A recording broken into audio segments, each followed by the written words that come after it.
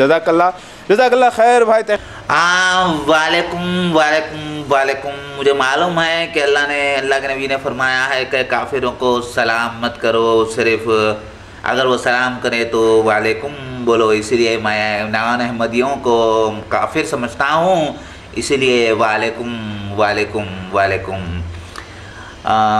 तो interview continue करें हमारे, आप अपने आप को जो भी समझते हैं कंटिन्यू करें। जी, मैं आपसे एक सवाल ये करना चाहता हूँ कि मिर्ज़ा ग़ुलाम अहमद क़ादियानी के जो भी रहनुमा है मिर्ज़ा मसरूर अहमद, वो इतने बेहया और बेशरम और बेगैरत और बेवफा क्यों हैं? वो हक़ जानते हुए भी अल्लाह ताला के दीन को छोड़कर दुनियावी वेलकमों में, दुनिया की जो शोहरत में, इज़्ज़त में लगे हुए हैं। क्या उनको अल्लाह ताला का डर नहीं है?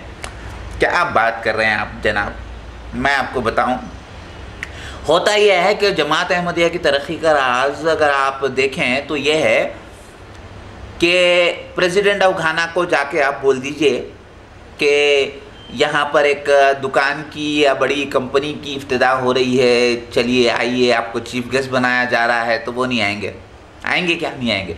लेकिन अगर आपको ये पता चले कि एक बड़ी तंजीम है जिसके तकरीबन 10 लाख फॉलोअर्स हैं या 20 लाख फॉलोअर्स हैं या 2 करोड़ फॉलोअर्स हैं, उस तंजीम का लीडर आपको वेलकम कर रहा है और आपको चीफ गेस्ट बनाकर बुला रहा है, तो उसके वास्ते वो आ जाएगा। पॉलिटिकल लीडर जो ठहरा, आ गया कि नहीं आ गया जी। फिर उसके बाद उसको ये उसको क्या लेना देना है? जमात अहमदिया कुछ भी रहने दो भाई, उसको लेना देना क्या है? जमात अहमदिया कुछ भी रहने दो, या एक तकाजा होता है, पब्लिक पूरी आ गई साथ, अब साथ में जो लोग हैं वो उसका क्रेडिट उठा लेते हैं, वो जमात को क्रेडिट मिल जाता है। अब जो बड़े बड़े जो नए नए लोग होते हैं कहते हैं कि अरे भाई इनकी तो कितनी आवभगत इज्जत है, कितनी बड़ी पहुंच है, इनके साथ तो अपना ताल्लुक़ होना चाहिए। और वो जो दोस्त अब आपको लेकर आते हैं ना जमात में, बस फंसे उसमें। जमात अहमदिया की जो दोस्ती है वो दोस्ती एक दूसरे से वो नहीं छोड़ना चाहते। जो नॉन अहमदीज़ हैं वो इसी दोस्ती के चक्कर में समझ गए आप, वो ये काम हो जाता है। Well said. लेकिन आप इस ईमानदारी से, अपनी वफ़ादारी से ये बयान कर रहे हैं, तो मैं मिर्ज़ा मसरूर अहमद के लिए एक, अगर आप वो गाना जो गाते हो गाइए ज़रा, कौन सा है?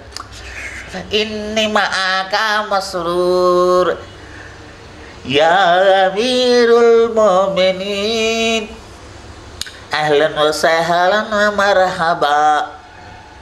नहीं, ऐसे नहीं, वो गाना एक्चुअली अगर ऐसे गा ले तो कैसा रहेगा? या अमीरुल कुफ़ार बेशरम बेगैरत बेहया। बस तमीज़ कर रहे हैं आप, ये दिस इज़ नॉट फेयर। देखिए, गाने को बिगाड़िए मत, ये इस्लाम इसकी इजाज़त नहीं देता है कि आप किसी के दिल के तकलीफ़ दो और किसी की जो है ना उसको ठेस पहुँचाओ। क्या बात कर रहे हैं आप? इस्लाम इसकी इजाज़त नहीं देता कि आप जो है, आपकी जो जमात अहमदिया है वो खुरूज की है इस्लाम के अंदर, यानी इस्लाम में ऐसे घुसी है, यानी इस्लाम ही से निकली है। इसका मतलब इस्लाम से ही, इस्लाम में शैतान घुसा है। और आप लोगों ने जितनी तकलीफ़ और जितनी दिल तोड़े हैं लोगों के, जो अक़ीदा मेहदी अलैहिस्सलाम का जो बर्बाद कर दिया है आप लोगों ने, जो हदीसों को तोड़ मरोड़ कर लोगों के दिलों को आपने झंझोड़ दिया है और ये यकीन दिला दिया है कि वो जो सच्ची हदीसें हैं और वो जो सच्ची दीनी किताबें हैं वो सब नाउज़ुबिल्लाह झूठी हैं मेहदी के बारे में और मसीह दज्जाल के बारे में। आप देखिए, गौर करिए ज़रा। और आप बोल रहे हैं कि ऐसा गाना मत गाओ, मैं तो गाऊंगा। ज़रा एक बार सुनाइए, लफ्ज़ क्या थे वो, मैं भी ज़रा देखूं। Please carry on. सुनाइए, अपने को क्या करना, सुनाइए। या अमीरुल कुफ़ार अहलन व सहलन मरहबा, इसकी बजाय आप या अमीरुल कुफ़ार बेगैरत बेशरम बेवफा, ऐसा गाएं तो कैसा रहेगा? बादशाह, एक बात बताऊं मैं आपको, ये गाने का अंदाज़ बड़ा अच्छा है आपका, बहुत अच्छा टैलेंट है माशाल्लाह से। مگر آپ یہ ٹیلنٹ جو ہے اگر جماعت احمدیہ میں لگاتے تو زیادہ بہتر ہوتا، کیونکہ دیکھیں کسی کو مذہب سے کیا لینا دینا. بھائی جماعت اچھا کام کر رہی ہے، سب کے لیے پیار پرچار کر رہی ہے، ٹیررزم کو روک رہی ہے، لہٰذا اس کو بھی آپ اگر آگے بڑھا لیتے تو بہتر ہوتا. یہ سب فائدہ کیا ہے؟ یہ دیکھیے کیا ہے، یہ اللہ تو معاف کرنے والا ہے. دیکھیے آج ہی پیپر میں آیا ہے کہ کوئی پاپ نہیں، کوئی پنیہ نہیں، چلتا ہے. تو جو لوگ جاتے ہیں ہماری جماعت کے لوگ بہت ہی سسٹمیٹک کام کرتے ہیں نا جماعت احمدیہ کے. ابھی کوئی فنکشن ہو رہا ہے، سپوز میجورٹی نان مسلمس کی ہے، تو دیکھتے ہیں کہ جا کے ان کو چیف گیسٹ بنا کے لا لیتے ہیں. پبلک ادھر بھی آتی ہے تو 2-4 لوگ غیر احمدی آ کے پھنس جاتے ہیں اور پھر احمدی بن جاتے ہیں، اور اسی طریقے سے ہماری تعداد بڑھتی جا رہی ہے. تو یہاں پر پہلی بات جو لوگ اندھے ہیں ان کو خود نام کے مسلمان ہیں، کبھی حدیث نہیں پڑھے، کبھی جو ہے قرآن پاک ترجمے سے نہیں پڑھے، فرشتہ کس چیز کا بنایا نہیں معلوم، جن کس چیز کا بنایا نہیں معلوم، قیامت کب کیا ہوتی ہے نہیں معلوم، اللہ ہوتا کیسا ہے نہیں معلوم، بس اٹھا نیند میں سے وضو کر لیا، نماز پڑھ لیا، اڑ کے چلا گیا. یہ تک نہیں معلوم کہ وہ کس نے کیا پڑھا ہے نماز میں، بس اپنی آیتیں دہرائے چلے گا. اس کو یہ تک معلوم نہیں ہے وہ اجنبی ہوتا ہے کہ اپنے ہی عربی زبان سے، وہ اجنبی ہے عربی زبان کے ترجمے سے، لیکن بولتا ضرور ہے ٹیپ ریکارڈر کی طرح. سمجھ رہے ہیں آپ؟ ٹیپ ریکارڈر کی طرح ٹھہرا جانے نماز پہ کر دیا، اوپر سے آیتیں پڑھ لیا اور سمجھ گیا کہ مسلمان ہے اور چلا گیا. لیکن اس کو یہ تک نہیں معلوم کہ آخر اس کا ترجمہ کیا تھا. سمجھ رہے ہیں نا آپ؟ یہ تو